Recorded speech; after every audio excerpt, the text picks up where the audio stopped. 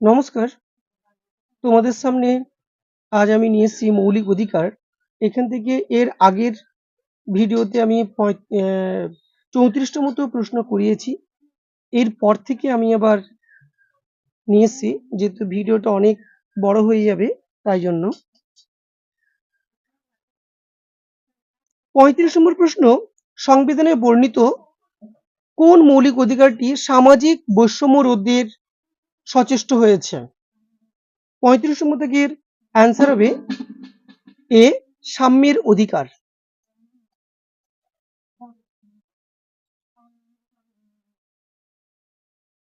36 নম্বর ধারার 36তম প্রশ্ন, কোন সালে অস্পৃশ্যতা আইন প্রণীত হয়? অ্যান্সার হবে এ, 1955 সালে। তোমরা যারা আমার চ্যানেলে নতুন, তোমাদের কাছে রিকোয়েস্ট করছি তোমরা আমার চ্যানেলটাকে সাবস্ক্রাইব করবে, বন্ধুদের মধ্যে শেয়ার করে বেল আইকনটা ক্লিক করবে। আর যারা পুরনো তাদের অনেক অনেক ধন্যবাদ। 37 নম্বর, ভারতের সংবিধানে স্বীকৃত আইনের দৃষ্টিতে সাম্য নীতিটি যে বিষয় অথবা ঘটনার দ্বারা প্রভাবিত হয়েছে, এখানে কোনটা হবে? 37 নম্বর দাগের অ্যান্সার হবে এ, ব্রিটিশ রাষ্ট্রবিজ্ঞানী ডাইসি প্রবর্তিত আইনের অনুশাসন। 38তম প্রশ্ন, নিম্নলিখিত কোন অধিকারটি সংবিধান স্বীকৃত মৌলিক অধিকার নয়? 38 নম্বর দাগের অ্যান্সার হবে বি, একই কাজের জন্য একই পারিশ্রমিক। এটা কোথাও মৌলিক অধিকার নয়। 39 নম্বর দাগের, সংবিধানে বর্ণিত মৌলিক অধিকার এর ধারণা কোন দেশের সংবিধান থেকে নেওয়া হয়েছে? অ্যান্সার হবে বি, মার্কিন যুক্তরাষ্ট্র। 40 নম্বর, নিম্নের কোন ক্ষেত্রে শোষণের বিরুদ্ধে অধিকার প্রযোজ্য হয়? 40 নম্বর দাগের অ্যান্সার হবে সি, খনি, কলকারখানা ও বিপজ্জনক শিশুদের নিযুক্ত করার ক্ষেত্রে। 41, সংবিধানে উল্লিখিত মৌলিক অধিকারগুলির প্রকৃতি হলো 41 নম্বর দাগের অ্যান্সার হবে এ, আইনগত ও রাজনৈতিক। 42 নম্বর, বন্দি প্রত্যয়ীকরণ, পরমাদেশ, প্রতিষেধ ইত্যাদি বিষয়সমূহ কোন অধিকারের অন্তর্ভুক্ত? 42 নম্বর দাগের প্রশ্ন, অ্যান্সার হবে ডি, সাংবিধানিক প্রতিবেদনের অধিকার সঙ্গে যুক্ত। 43 নম্বর প্রশ্ন, সুপ্রিম কোর্ট কোন লেখ জারির মাধ্যমে নিম্নতন আদালতকে নিজ সীমার মধ্যে থেকে কাজ করার নির্দেশ দেয়? সরি, অ্যান্সার হবে সি, প্রোহিবিশন। 44 নম্বর প্রশ্ন, জরুরি অবস্থা চলাকালীন মৌলিক অধিকার বিষয়ক কোনটি বা কোন ধারাটি বাতিল করা যায় না? অ্যান্সার হবে এ, 20 থেকে 21 নম্বর ধারাটি বাতিল করা যায় না। 35 নম্বর, সংবিধানে উল্লিখিত মৌলিক অধিকারগুলি সংশোধনের ক্ষমতা যার হাতে ন্যস্ত হয়েছে? 35 নম্বর থেকে অ্যান্সার হবে ডি, সংসদের হাতে ন্যস্ত হয়েছে। 46 নম্বর প্রশ্ন, কত নম্বর ধারায় মুদ্রাযন্ত্র ও সংবাদপত্রের স্বাধীনতা স্বীকৃত হয়েছে? 46 প্রশ্ন হবে এ, 19 নম্বর ধারায়। 47 নম্বর প্রশ্ন, সংবিধানের 14 নম্বর ধারায় কত ধরনের সাম্যনীতির উল্লেখ আছে? 47 নম্বর প্রশ্ন, অ্যান্সার হবে এ, দুটি বা দু ধরনের। 48 নম্বর প্রশ্ন, কত সালে শিক্ষার অধিকারকে মৌলিক অধিকার হিসেবে সংবিধানে স্বীকৃতি দেওয়া হয়েছে? অ্যান্সার হবে এ, 2002 সালে মৌলিক অধিকার হিসেবে স্বীকৃতি দেওয়া হয়েছে শিক্ষার অধিকারকে। 49 নম্বর, কোন মামলায় সুপ্রিম কোর্ট রায় দেয় যে মৌলিক অধিকারগুলি সংশোধনের অধিকার পার্লামেন্টের থাকলেও সংবিধানের মৌলিক কাঠামোর কোনো পরিবর্তন করা যায় না।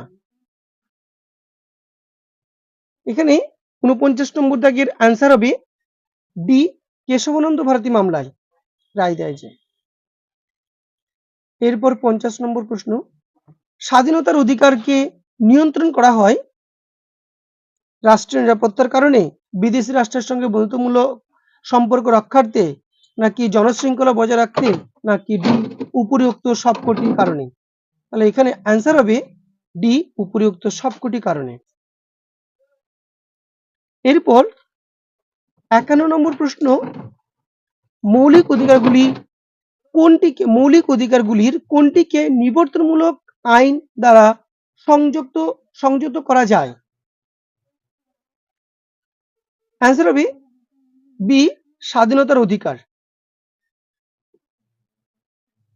52 নম্বর প্রশ্ন, ভারতীয় নাগরিকদের জন্য স্বীকৃত মৌলিক অধিকারগুলি এ, মূল সংবিধানে উল্লিখিত ছিল, বি, সংসদীয় আইনের মাধ্যমে সংবিধানের অন্তর্ভুক্ত হয়, সি, 42তম সংশোধনের মাধ্যমে সংবিধানের অন্তর্ভুক্ত হয়।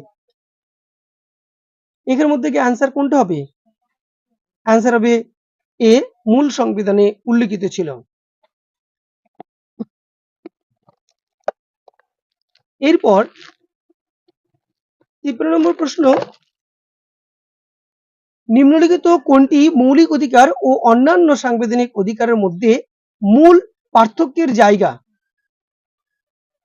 53 নম্বর অ্যান্সার হবে এখানে কোনটা হবে? মৌলিক অধিকারগুলি সংশোধনীয়, এটা সংশোধন করা যায় না, তাহলে এটা ভুল। 2 নম্বর, সাংবিধানিক অধিকারগুলি লঙ্ঘিত হলে কোনো ব্যক্তি যে কোনো আদালতে সুবিচার পেতে পারেন, এটা অবশ্যই ভুল। একমাত্র তাহলে এটাও কিন্তু ভুল, সাংবিধানিক অধিকারগুলি লঙ্ঘিত হলে সুপ্রিম কোর্টে সুবিচার পেতে পারে। তাহলে অ্যান্সার হবে এখানে ডি, কোনোটাই নয়।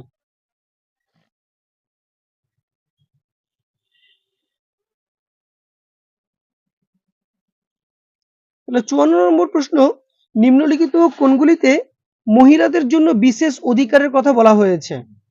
54 নম্বর অ্যান্সার কোনটা হবে? মৌলিক কর্তব্যের 51A(e) নম্বর ধারায়, 2 নম্বর মৌলিক অধিকারের 15(a) নম্বর ধারায়, 3 রাষ্ট্র পরিচালনার নির্দেশমূলক নীতি 42 নম্বর ধারা। এগুলো সবই কিন্তু ঠিক। 4 নম্বর বলেছে 11তম ও 12তম তপশিলির 243-এর ডি ও 243-এর টি নম্বর ধারা। তাহলে 54 নম্বর অ্যান্সার হবে সবগুলো। 55 নম্বর প্রশ্ন, আইনের দৃষ্টিতে সাম্য এর ক্ষেত্রে নিম্নলিখিত কোন বক্তব্যটি সত্য? 55 নম্বর দাগের অ্যান্সার কোনটা হবে? সরকারের হাতে ইচ্ছানুযায়ী ক্ষমতার অনুপস্থিতি, নাকি 2 কেউ আইনের ঊর্ধ্বে নন, এই দুটো কিন্তু ঠিক। 3 নম্বর, সংবিধান হলো ব্যক্তি বিশেষের অধিকারগুলির সমষ্টিগত রূপ, তাহলে এইটাও ঠিক। তাহলে অ্যান্সার হবে এখানে ডি, সবগুলি। এরপর 56 নম্বর তোমাদের কাছে লাস্ট প্রশ্ন, সংবিধানে মৌলিক অধিকারগুলি অন্তর্ভুক্ত করার পশ্চাতে মূল কারণ কি? 56 নম্বর প্রশ্ন, 1 নম্বর আইনসম্মত সরকার প্রতিষ্ঠা, 2 নম্বর রাষ্ট্রের উপর ইতিবাচক দায়িত্ব আরোপ করা, 3 নম্বর নাগরিকদের প্রাথমিক অর্থনৈতিক অধিকারের সুরক্ষা দান। এর মধ্যে কোনটা হবে? 56 নম্বর দাগের অ্যান্সার হবে শুধুমাত্র 1 আর 2, আইনসম্মত সরকার প্রতিষ্ঠা আর রাষ্ট্রের উপর ইতিবাচক দায়িত্ব আরোপ করা। অ্যান্সার হবে বি, শুধুমাত্র 1 আর 2। Thank you.